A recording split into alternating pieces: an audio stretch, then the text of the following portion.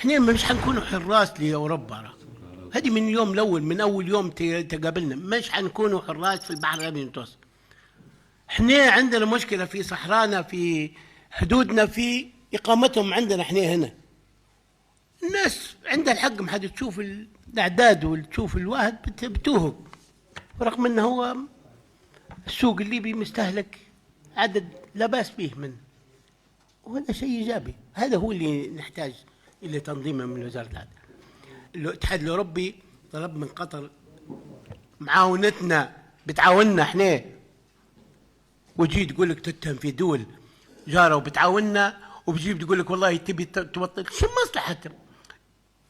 ممكن تقول لي دول، بعض الدول الأوروبية حكى على التوطين وحكى عليه واحد من أيام قبل حتى لنجيني للحكومة، ولكن كلام فاضي. انك يطيروا في حملة ضد الناس، وفي اللي يتهجم على هؤلاء المساكين، وفي اللي ضربهم، وفي اللي قتلهم، وفي اللي تيجي عيب عيب عيب عيب عيب.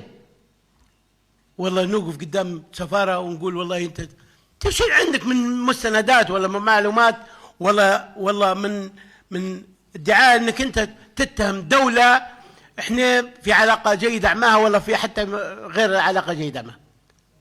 تركيا ما عندهمش مصلحة في الموضوع هذا إلا أن هي تعاون ليبيا، تركيا وقطر، ورتبوا كيف بيدفعوا بعض الفواتير للطيارات، وكيف يدفعوا، كيف حتى ندفعوا، كيف نتعاملوا معهم. هذه احنا فات حدود الإمكانيات متاعنا، ونجي نتهم دول ونتهم ناس عاونتنا أو تبي تعاوننا.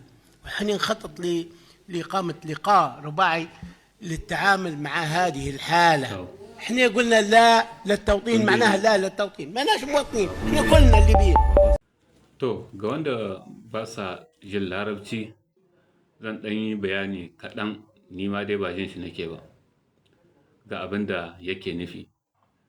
Zan ɗan fassara kaɗan daga cikin bayanan jawabin da wannan shugaba Aldabaibai ya yi.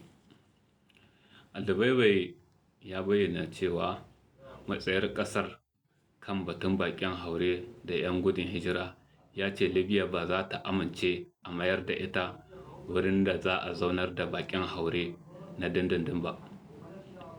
Ya bayyana cewa Libya tana fama da matsalolin iyakoki da yawan baƙin haure da ke shiga ƙasar, wanda hakan ya sa mutane da dama ke nuna damuwa 'yan ƙasar.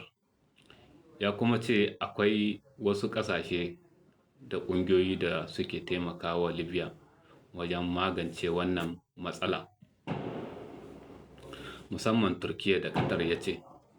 Don haka bai dace a rinka zargin su ba tare da hujja ba. To, ko ake zargin nasu ko kuma taron ƙasashen turai da suka yi, yana ga su ne yake mai da maraddi. Ya yi Allah wadai da duk wani hari ko cin zarafi da ake yi wa baƙin haure, yana mai cewa duk da matsalolin da ake fuskanta, dole ne a mutunta ɗan adam. Haka nan ne, amma mun gani ai.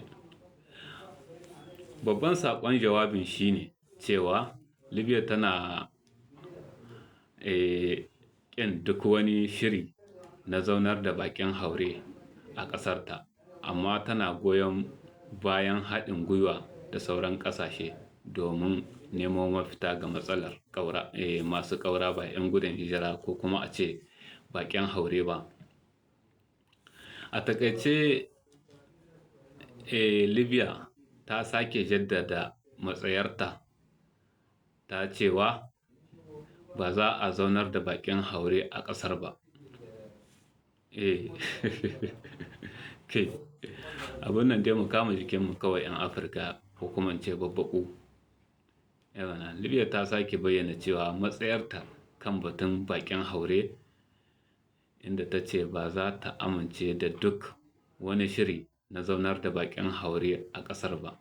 Haka kuma ta yi kira ga ƙasashen duniya da su taimaka wa Libya, su taimaka mata wajen magance wannan matsalar ta masu bakin haure ta hanyar haɗin gwiwa maimakon ɗorawa Libya nauyi ita kaɗai. To wasa kiki, wasa ku yi kuka yi niyya, to waye zai shigo a lamarinku?